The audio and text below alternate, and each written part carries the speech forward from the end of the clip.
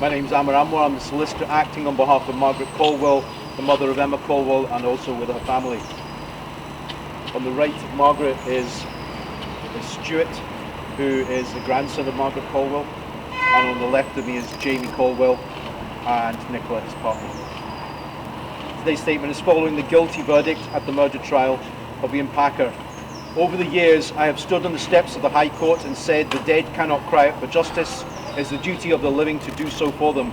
While Margaret Caldwell, Emma's mother, has more than fulfilled that duty. Emma was a much-loved daughter and sister, and when her life was cruelly taken away nearly 19 years ago, her family's lives were torn apart forever. The moment Emma went missing, Margaret's life changed forever. She has thought about her every minute of every day. When Williams, Emma's father, died in 2011, he made his wife Margaret promise she would never give up the fight for justice. Many will ask Margaret how she feels following the verdict. She says she feels no joy, no elation, no closure.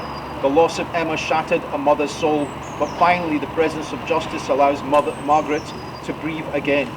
It is only because of the perseverance of a mother and father and the many women who so courageously came forward that justice is possible today. Today, Margaret Caldwell wishes to honour those women, some of whom were sex workers who spoke up not just for Emma, but for the many unknown victims of Iain Packer. But Margaret also wishes to acknowledge those who have been lost due to illness, overdose, and other forms of harm. Those women were a part of our communities. They were important to their loved ones, to their families, and should have been important to the police. A toxic culture of misogyny and corruption meant that the police failed so many women and girls who came forward to speak against Packer. Instead of receiving justice and compassion, they were humiliated, they were dismissed, and in some instances they were arrested, whilst the police gifted freedom to an evil predator to rape and to rape again. We now know that Packer carried out rapes, sexual offences and assaults nearly 20 times after Emma's murder in 2005. Margaret believes that officers systematically sabotaged an investigation into Packer for a decade and have blood on their hands. For far too long, they have remained in the shadows but must now answer for their betrayal. Today, Margaret Caldwell calls on the Scottish Government to order an independent judge-led public inquiry into what went wrong. The scale of the crimes and the failures are so catastrophic that nothing less than a judicial public inquiry will suffice. Neither the police nor Crown Office can be allowed or trusted to investigate themselves and their former bosses.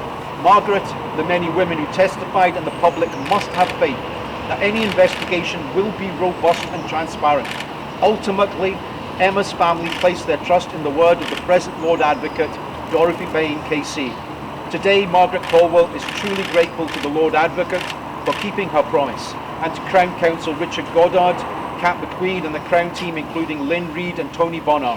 The Crown Office has today shown itself at its very finest.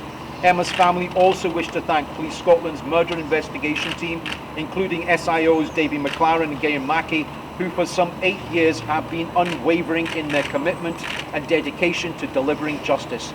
They are the very best of policing. Margaret is grateful to the trial judge Lord Beckett and wishes to personally thank the 15 men and women of the jury. Today's jury has shown us why they are an essential foundation stone of our justice system, fulfilling one of the most important duties that any citizen in this country can be called on to do. Margaret is grateful also to the legal team at Aamer Anwar Company who acted without fear or favour to campaign alongside her for justice. It should be noted that without the work of journalists such as Jim Wilson and Brendan McGinty of the Sunday Mail in 2015, this campaign would never have built the momentum required. Credit is also due to the BBC's Sam Pauling for her work that gave us more damning evidence against Iain Packer. Today, Police Scotland will finally apologise to Emma Caldwell, to her family and many other victims let down by the police in 2005 and the decade that followed. Police officers stand accused of a shameful betrayal of these women to protect their own careers and of alleged criminality that allowed one of the UK's worst sex offenders to evade justice for 18 years. In July 2007, 4 Turkish men appeared in court. I acted for one of the accused, Abu Bekir Onku. In 2007, as lawyers, we were told that this was the most expensive and complex investigations ever, with £4 million spent on accusing 4 innocent men. We very quickly discovered that the surveillance conducted over a course of a year proved absolutely nothing, that the translation was deeply flawed and at times imaginary. We also learned that Iain Packer was interviewed for the 6th time in March 2007, and it took officers to the spot. He took officers to the spot where Emma's body was discovered, telling them he took other women there. Those police officers were told to shut down that line of inquiry and to pursue the Turks. For over 10 years, the police perpetuated a lie, shutting down an investigation into the real killer, spying on journalists of the Sunday Mail and persecuting detectives who had done their duty in going after Packer.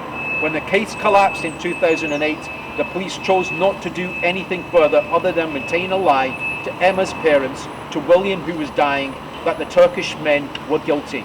In 2016, I was instructed by Emma's mother to act on her behalf to help bring her daughter's killers to justice. No grieving mother should ever be forced to set up a campaign to get justice, let alone a campaign that lasts nearly 19 years. Margaret believes she was betrayed by Strathclyde Police and by Sir Stephen House and his senior detectives. House was formerly Chief Constable of Strathclyde and Police Scotland and is now the Deputy Commissioner of the Metropolitan Police, and I understand presently suspended. On Stephen House's watch in 2015, the Counter-Corruption Unit unlawfully spied on police officers who blamed Iain Packer and tried to uncover the Sunday Mail sources, when the police should have been more concerned with taking a serial rapist and killer off the streets. We were told that in May 2016, a third investigation called Operation Amonte, led by a chief and superintendent, was commissioned to reconcile a range of complaints and allegations received by Police Scotland and legacy forces in connection with the investigation of the murder of Emma Caldwell. The family have no trust in the police or Crown Office investigating themselves. In the coming days, we have been told we will meet with the First Minister, with the Lord Advocate and the Chief Constable. If there is no time limit on justice, then any officers, retired or not, suspected of criminality must be prosecuted. And those in our criminal justice system who gave Iain Packer his freedom should finally be held to account. Whatever a woman's job, whatever a woman's status, whatever a woman's addictions or vulnerabilities, it should never be used as a reason to ignore sexual violence or to treat them as second-class citizens. The homicide rate for sex workers in the UK is 12 times higher than for other women, and in Glasgow it constitutes the largest single group of unsolved murders. Emma Caldwell mattered. The 25 women who spoke up mattered, 6 of whom are dead, and the many whose voices which we never heard in this courtroom mattered. Today, Margaret Caldwell and her family honour them all. Thank you.